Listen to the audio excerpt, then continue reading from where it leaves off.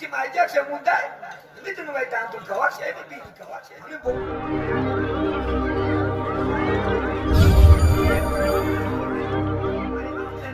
پدر ملت گرفتن ناخون است.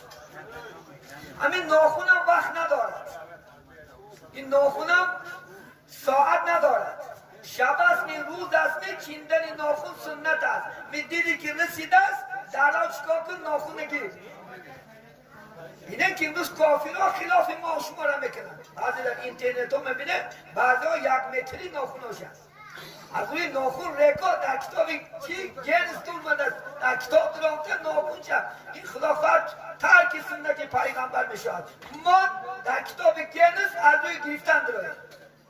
میخواد جوانه بره که هر دقیقه ناخون شمونو یعنی دیده ایستاده از روی کتاب گرست دارد. یک مسلمان هم دارد یک وقتی در اینترنت من 1 دقیقه هم ناخون باز بعدا با یک دانه چیزی که مایده چه مونده میدونم باید دندون کواش همین بیدی کواش همین میدونم باید خلاف سنته باید بدونش پولی میکرابه بعد هم طرف های روس یک سنت ها را میاره که سنت های روس ها الخه برخد میکفه همین بسیاری آنها از همون روس آورده